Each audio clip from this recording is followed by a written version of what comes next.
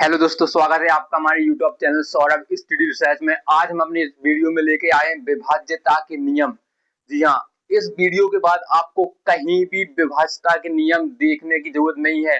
आप अपनी जिंदगी में इसके बाद कहीं भी विभाज्यता के नियम नहीं देखोगे। तो चलिए शुरू करते हैं। विभाज्यता के नियम क्या होते हैं और इसको याद करने की जो ट्रिक लाए हैं, बिल्कुल आप शुरू से एंड तक देखिएगा वीडियो को। आप कभी भी विभाज्यता के नियम नहीं भूलोगे। तो चलिए हम शुरू करते हैं। दो से विभाज्यता। दो से विभाज्यता का नियम देखो क्या होता है।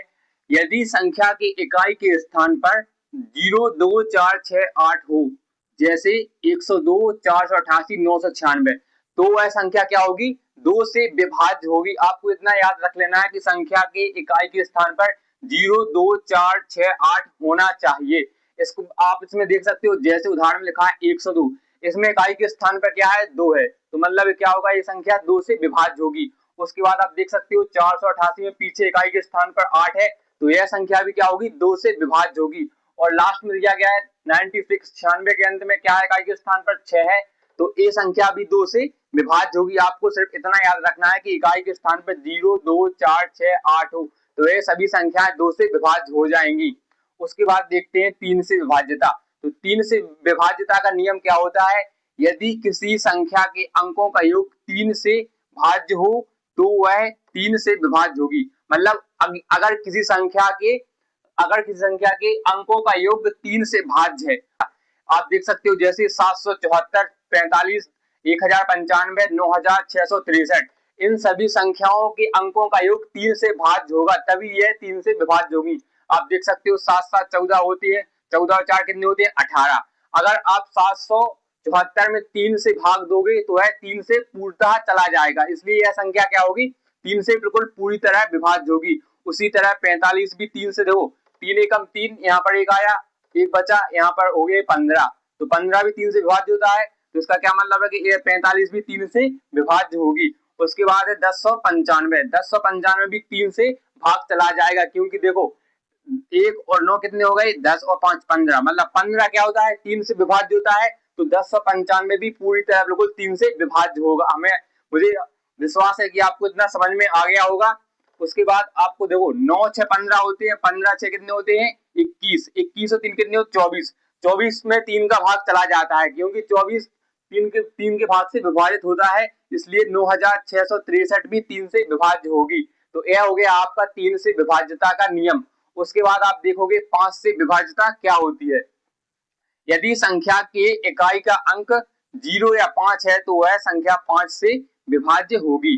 जैसे 50, 105, 10, 1020, 2005, ये सभी क्या है? इन सभी संख्याओं के अंत में इकाई का अंक क्या है? 0। देखो 0 ये है, इसमें 5 है, इसमें 0 है, इसमें 5 है। तो यहाँ पर परिभाषा दी गई है, यदि संख्या की इकाई का अंक 0 या 5 है, तो वह संख्या 5 से विभाज्य बिल्कुल होगी। देखो आप देख सकते हो, जैसे 50 में भी 5 से भाग जाता है, 105 में भी जाता है 5 से भाग, 1020 में भी जाता है 5 से भाग, और 2005 में भी 5 से भाग जाता है। क्योंकि आपको इसके पीछे देखना है, इकाई का अंक 0 है, यहाँ पर 5 है, 0 है, 5 है, तो बिल्कुल आपको बिल्कुल सिंपल सी ट्रिक है। अगर संख्या की इकाई का अंक 0 या 5 हो, तो वह संख्या क्या होगी? 5 से विभाज्य होगी। उसके बाद देखते हैं हम 7 से विभाज्यता का नियम क्या होता है। तो सबसे पहले हम देखेंगे 7 से विभाज्यता का नियम। तो यदि इसमें देखना है, संख्या की इकाई के अंकों को दुगना करके उसको बची हुई संख्या में से घटा दो। अगर शेष 0 या 7 का गुणज हो, तो वह 7 से विभाज्य होगी। यह है आपके 7 के विभाज्यता का नियम। तो आपको सबसे पहले देखना क्या है कि संख्या की इकाई के अंक को दुगना करना है। तो इसमें क्या है, हमने उदाहरण में लिया है 343, हम इसमें इकाई का अंक क्या है? 3 है, इसको हम दुगना करेंगे तो 6 हो जाएगा। ठीक है, अब 6 को आपको क्या करना है? बाकी की संख्या क्या है इसमें? बाकी की संख्या है 34, उस 6 को आपको 34 में से घटाना है। तो देखो हमने यहाँ पर सॉल्व किया है, 34 में से 6 को घटा देंगे, कितना बचेगा? 28 आएगा।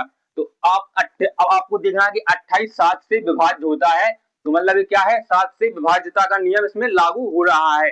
बिल्कुल आपको बिल्कुल उसी प्रकार करना है जैसा कि हमने इसमें बताया है, तो आपको वो संख्या 7 से विभाज्य हो जाएगी।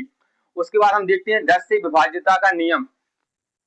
यदि संख्या के इकाई का अंक 0 हो तो वह संख्या 10 से विभाज्य होगी। हमने इससे पहले 5 के विभाज्यता के नियम में भी बताया था।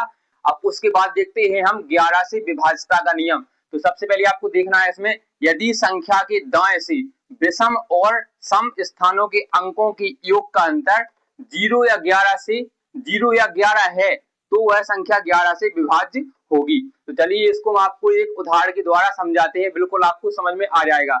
जैसे कि यहाँ पर लिखा है 10,021 लिखा है। आपको इसमें सबसे पहले देखना है कि इसमें दाएं से सम और विषम स्थानों के अंकों का योग का अंतर कितना है। तो आपको सबसे पहले इसमें देख लेना है कि इसके दाएं से देखो, पहला अंक देखो विषम स्थान पर 1 है और दूसरा अंक विषम स्थान पर 0 है और तीसरा अंक विषम स्थान पर 1 है।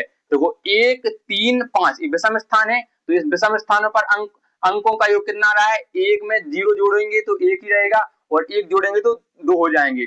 तो विषम स्थानों के अंकों का योग हो गया। अब हम देखते हैं सम स्थानों के अंकों का योग। तो सम स्थानों के अंकों के योग में इसमें पहला अंक है 2 जो कि दूसरे स्थान पर है, तो वो दो सम स्थान होता है। तो उसके बाद देखना है आपको दूसरा सम स्थान कितना है, 4 है। तो 4वें स्थान पर क्या है, 0 है। तो आप 0 में 2 को जोड़ोगे तो 2 ही हो रहेगा। तो सम स्थानों के अंकों का योग भी 2 आ रहा है और विषम स्थानों के अंकों का योग भी 2 आ रहा है। तो हमें इसमें क्या करना है, उसमें तो हमें करना है उसमें सम स्थानों के अंकों के योग का अंतर 0 या 11 हो। सम और विषम स्थानों के अंकों का योग का अंतर बोलना था, सॉरी। तो आप इस संख्या में देख सकते हो 10,021 में सम और विषम स्थानों के अंकों का योग 2-2 आ रहा है।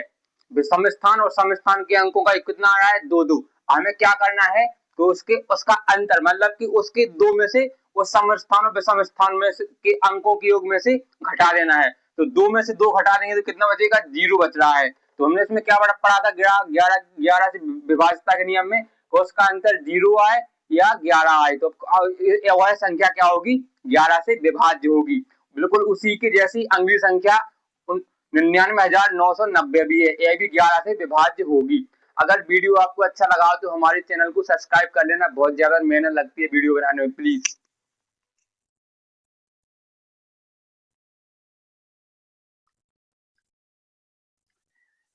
मिलते हैं अगली वीडियो में। अगला वीडियो बहुत ज्यादा इंटरेस्टिंग होने वाला है। अगली वीडियो में मिलते हैं।